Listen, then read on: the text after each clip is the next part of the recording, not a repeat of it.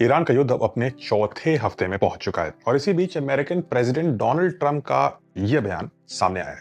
don't want to do a ceasefire. You know, you don't do a ceasefire when you're literally obliterating the other side.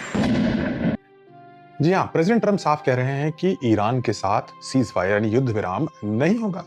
यानी war अभी रुकने वाला नहीं है उनके हिसाब से। लेकिन सबसे इंटरेस्टिंग बात यह है कि इसके कुछ देर बाद ट्रूथ सोशल पर प्रेसिडेंट ट्रंप कुछ अलग ही बोलने लगे। उन्होंने कहा कि यूएस अब अपनी मिलिट्री ऑपरेशंस को वाइंडिंग डाउन यानी धीरे धीरे कम करने का विचार कर रहा है। यानी एक तरफ 1 घंटे बोलते हैं नो सीज फायर, लड़ाई जारी रहेगी, दूसरी तरफ बोलते हैं ऑपरेशन कम करने वाले हैं। अब यहीं से कंफ्यूजन शुरू होता है। अब ट्रंप के मुताबिक यूएस इस वॉर में अपने 5 मेजर ऑब्जेक्टिव्स के करीब पहुंच चुका है। ये ऑब्जेक्टिव क्या है?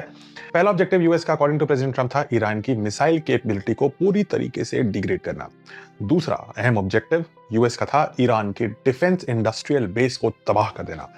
तीसरा ईरान की नेवी और एयरफोर्स को खत्म कर देना और साथ ही उनके एयर डिफेंस सिस्टम्स को भी एकदम बेकार कर देना। चौथा ईरान की न्यूक्लियर कैपेबिलिटीज को हासिल करने से ईरान को रोक देना। और पांचवा मिडिल ईस्ट में अपने एलाइज को सुरक्षित रखना, यानी Qatar, Bahrain, Saudi Arabia, Israel, इन सबको सुरक्षित रखना।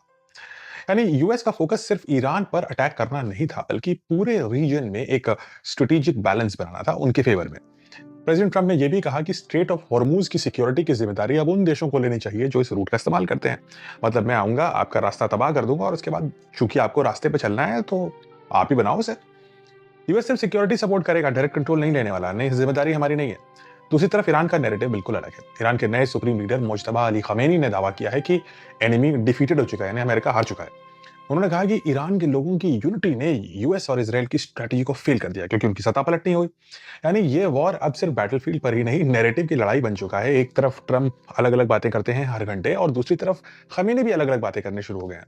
और अब जब दोनों ही साइड अपने आप को जीतता हुआ दिखा रहे हैं तो ये प्रेडिक्ट करना कि क्या कॉन्फ्लिक्ट जल्द समाप्त होने वाली है थोड़ा ओवर स्ट्रेच होगा। बट आप डिसाइड करिए, कमेंट्स में मुझे बताइए, क्या खमेनी और ट्रंप इन दोनों के बयानों को अगर आप जोड़ के देखें तो आपको क्या लगता है, क्या ये लड़ाई अगले 1 हफ्ते या 2 हफ्ते में समाप्त होगी या ये महीनों तक चलने वाली एक जंग है? कमेंट से बताइए।